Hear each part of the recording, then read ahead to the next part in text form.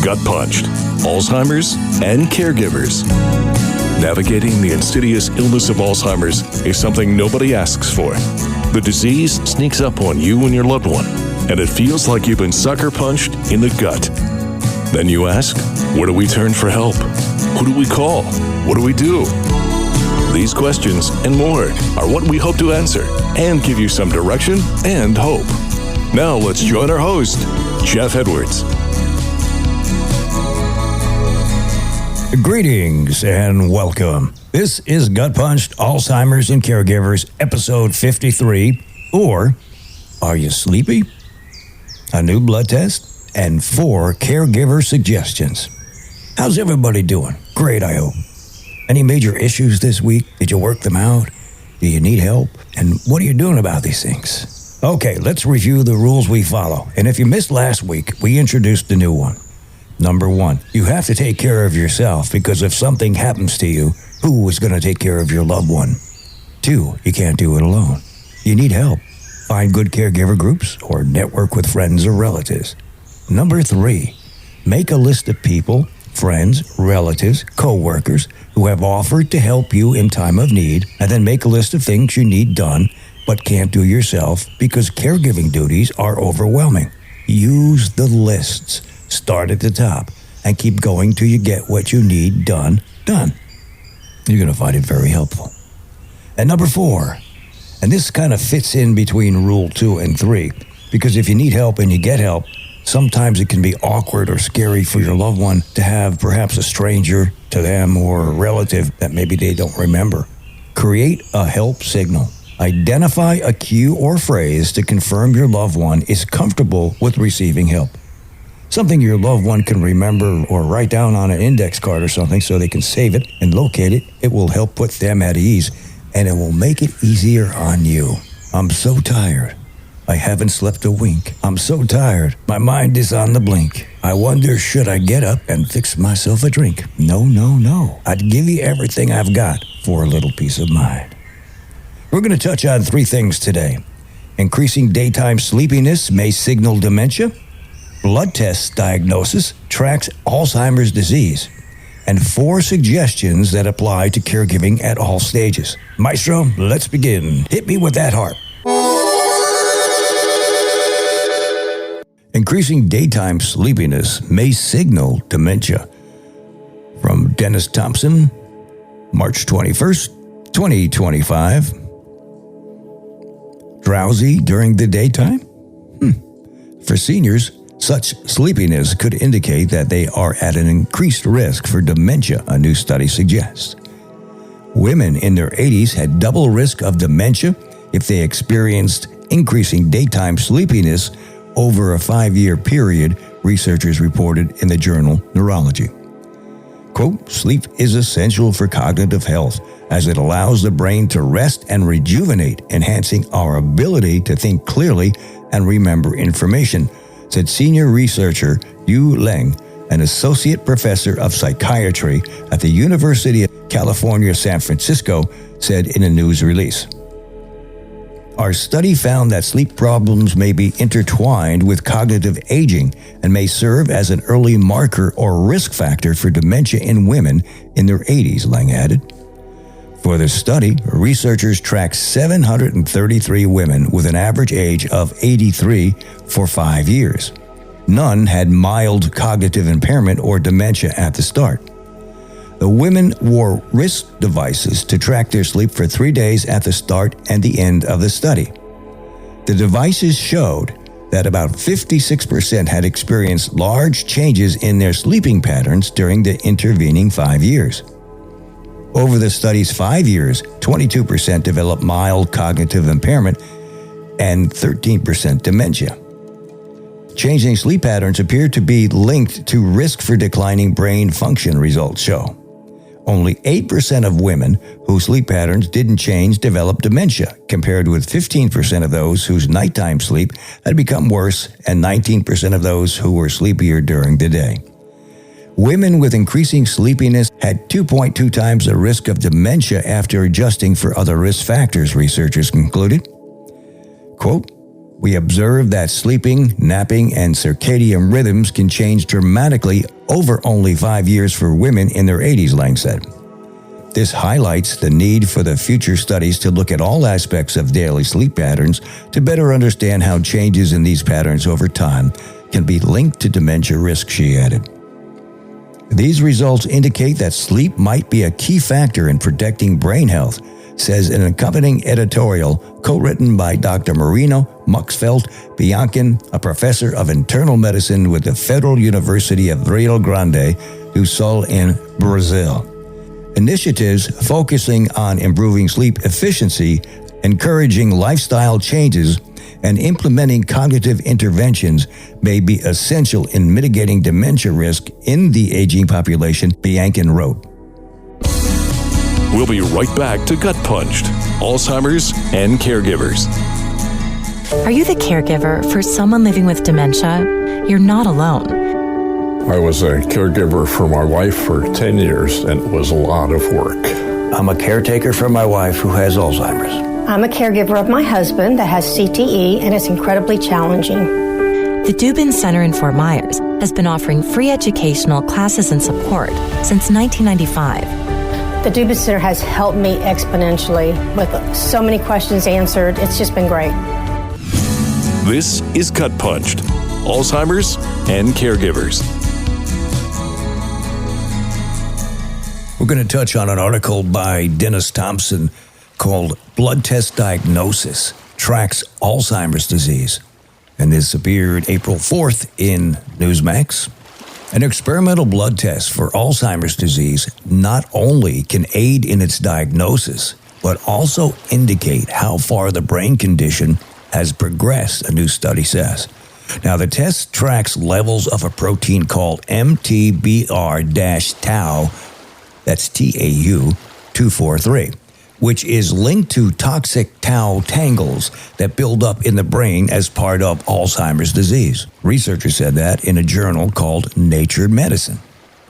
Using the test among a group of people in cognitive decline, researchers were able to distinguish between early or later stage Alzheimer's disease, the study said. Researchers also were able to separate Alzheimer's patients from folks whose brain decline was being caused by something other than Alzheimer's, the results show. Now, this blood test clearly identifies Alzheimer's tau tangles, which is our best biomarker measure of Alzheimer's symptoms and dementia. Co-senior author Dr. Randall Bateman, a professor of neurology at the Washington University School of Medicine in St. Louis, said in news release. In clinical practice right now, we don't have an easy or accessible measures of Alzheimer's tangles and dementia. And so a tangle blood test like this can provide a much better indication if the symptoms are due to Alzheimer's and may also help doctors decide which treatments are best for their patients, Bateman added. Toxic accumulation of amyloid beta and tau proteins are two of the hallmarks of Alzheimer's, researchers said in background notes. Amyloid beta first starts forming plaques in the brain, and that's followed by the development of tau tangles years later, researchers said. The first signs of the brain decline emerge around the time tau tangles become detectable and symptoms worse as the tangles spread. Brain scans are the gold standard for determining how far Alzheimer's has progressed, but they are expensive, time-consuming, and frequently not available outside major research centers, researchers said. Bateman and his colleagues are working on blood tests for Alzheimer's that could provide a more accessible alternative to brain scans. They've already developed 2 blood tests in clinical use that can track the buildup of amyloid plaques in the brain, and now are looking for a way to use blood to detect tau buildup. And that's a shortened version of the whole article, but it gives you an idea that they keep working on things, and who knows where it'll go. We'll be right back to Gutpunched, Alzheimer's and Caregivers. In the fight against Alzheimer's, now matters more than ever. Because now we have treatments that could change everything. But now is no time to stop. Now we've got momentum, so now we use it. Now we seize the moment. Now we turn the tide. Now we make a difference and make some noise. Now is the time to get up, get out, and join the movement. At the Alzheimer's Association Walk to End Alzheimer's, held in over 600 communities nationwide, and we need you with us. Because now is the time for hope. Join the fight at alz.org/walk. This is Gutpunched, Alzheimer's and Caregivers. Here's a couple suggestions you can apply to caregiving at all stages. 1, be positive. Frustration, yours, and that of the person with dementia is always just around the corner. And once it hits, it changes the mood of a task or activity. It takes the fun out of it and can set both caregiver and care receiver on edge. Now, people with dementia may or may not recognize they're having difficulty doing something. Caregivers see in advance that a task will be hard or take longer. These caregivers adjust their own expectations about performance, and this can help prevent frustration in a caregiver and perhaps in the person. And when caregivers' expectations are realistic, they can see the success of a person is having in the task. This success can and should be encouraged and recognized. Praise and a pat on the back reassure the person and raise the person's mood. 2, avoid pressure. Everything will take longer. If you feel under pressure to get a task done, the person will probably feel it too. Pressure can make a person anxious, defensive, irritated, or any number of other emotional responses, and none of these emotions promotes contented involvement. Plan to do and accomplish less. A basic caregiving strategy involves simplifying the day or visit. Put less pressure on yourself and the person by removing things from the schedule.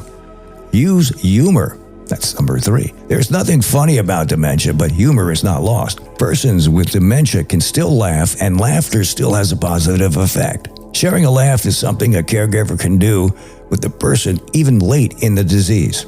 Humor can still provide a point of connection even when a person has dementia. And you know, dementia causes people to make mistakes, so sometimes mistakes can be funny. Don't be afraid to laugh at these mistakes. Laugh with the person.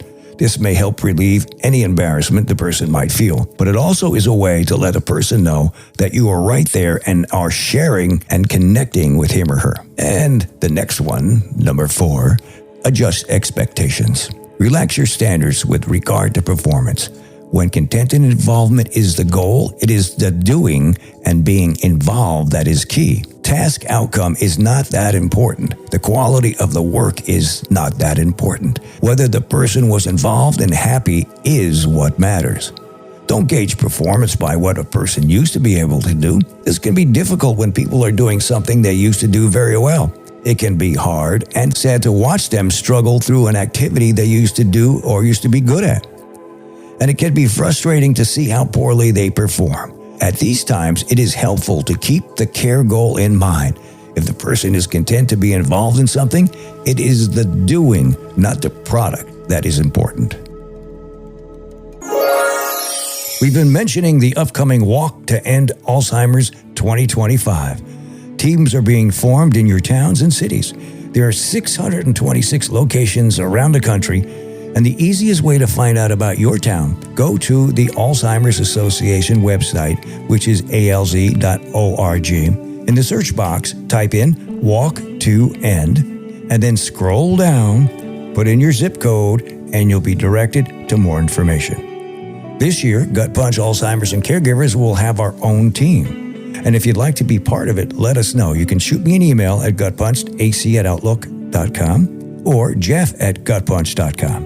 We're looking for our listeners to join the team, help raise some money, and of course, walk if possible.